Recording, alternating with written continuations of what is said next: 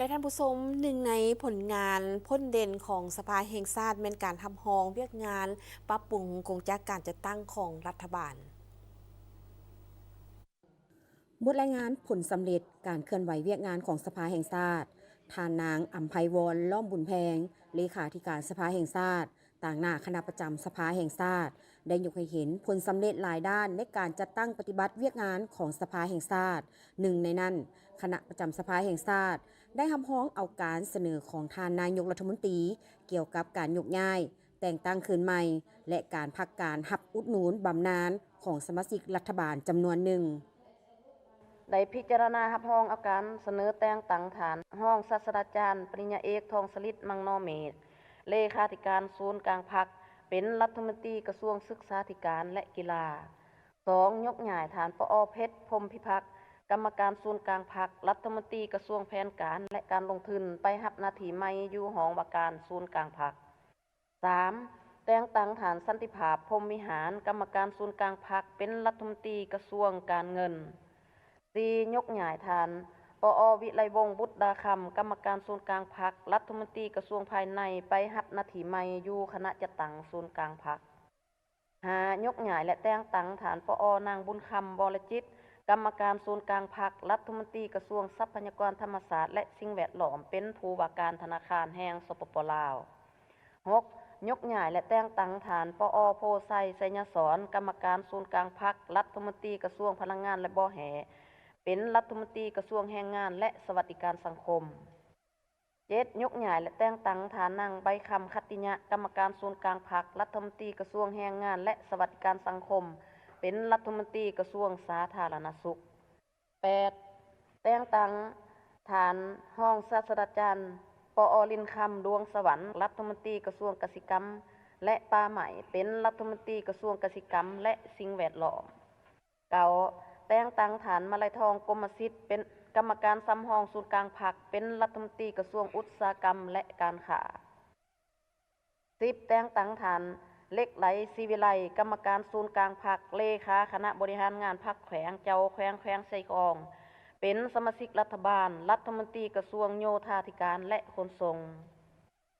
11. ยกย้ายฐานงามประสงค์เมืองมณีรัฐมนตรีกระทรวงโยธาธิการและขนส่งไปรับหน้าที่ใหม่ตามการตกลงของรัฐบาล 12. รับรองอาการพักการรับอุดหนุนบำนาญของฐานห้องศาสตราจารย์ปอพุทธสิมรวงศ์กรรมการศูนย์กลางพรรครัฐมนตรีกระทรวงศึกษาธิการและกีฬา 13. รับรองอาการพักการรับอุดหนุนบำนาญฐานศาสตราจารย์ปอดรบุญแฝงภูมิมาลัยศิษย์กรรมการศูนย์กลางพรรครัฐมนตรีกระทรวงศึกษาธารณสุขผลสำเร็จตลอดระยะที่ผ่านมาย้อนได้รับการนำพาซี่นำอย่างใกล้ชิดจากกรมการเมืองศูนย์กลางพรรคและคณะเลขาธิการศูนย์กลางพรรคต่อการเคลื่อนไหวเวียกงานของสภาแห่งชาติคณะพรรคคณะประจำสภาแห่งชาติได้รายงานขอทิศซี่นำจากกองประชุมกรมการเมืองร่วมกับคณะเลขาธิการศูนย์กลางพรรคคณะประจำสภาแห่งชาติได้ดำเนินกองประชุมประจำเดือนเป็นปกติและกองประชุมวิสามัญเพื่อพิจารณาตกลงปัญหาสำคัญพื้นฐานของประเทศชาติปัญหาที่มีความจำเป็นรีบด่วนตามกฎหมายกำหนดคณะประจำสภาแห่งชาติได้เอาใจใส่นำพาคณะปฏิบัติสิทธิและหน้าที่ตามที่ได้กำหนดไว้ในรัฐธรรมนูญและกฎหมาย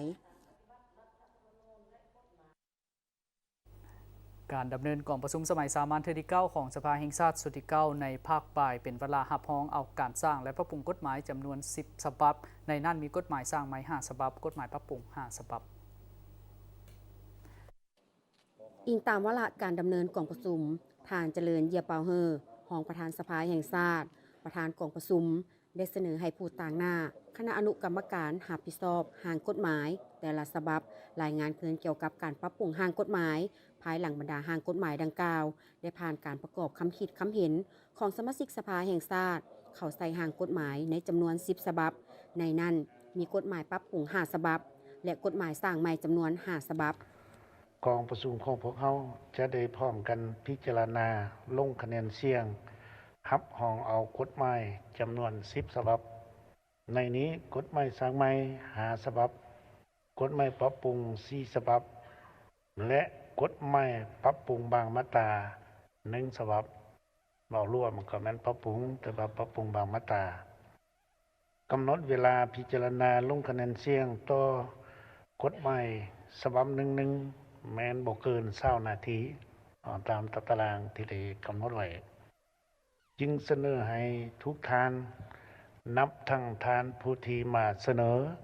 รายงานคืนในการปรับปรุงร่างกฎหมายก็คือบรรดาท่านสมาชิกสภาแห่งชาติได้รับทราบและพร้อมกันปฏิบัติตามนี้โดยปฏิบัติตามรัฐธรรมนูญฉบับ2025มาตรา59และกฎหมายว่าด้วยสภาแห่งชาติฉบับปี2015มาตรา65วรรค3ได้กำหนดว่ามติของกองประชุมสภาแห่งชาติจะมีคุณค่าใดก็ต่อเมื่อได้รับคะแนนเสียงหลายกว่าครึ่งหนึ่งของจำนวนสมาชิกสภาแห่งชาติที่เข้าร่วมกองประชุมถือว่ากองประชุมของพวกเราได้รับรองเอากฎหมายว่าด้วยพนักงานอัยการประชาชนโดยคะแนนเสียงเห็นดี140ท่านเท่ากับ 97.22% และบ่เห็นดี4ท่านเท่ากับ 2.77% เป็นอันว่ากองประชุมของพวกเราได้เห็นดีเป็นส่วนหลายต่อกฎหมายว่าด้วยพนักงานอัยการ ขอสมเสยต่อมือสมเสย กฎหมายที่นำเข้าพิจารณาในวาระของประชุมครั้งนี้ประกอบด้วยกฎหมายว่าด้วยพนักงานอัยการประชาชน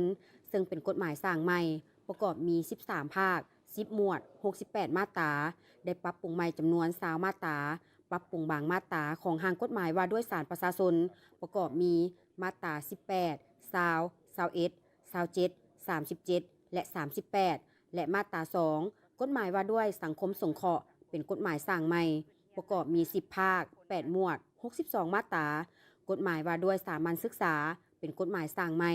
ประกอบมี14ภาค15หมวด102มาตรากฎหมายว่าด้วยการปลูกฝังเป็นกฎหมายสร้างใหม่ประกอบมี9ภาค10หมวด100มาตรา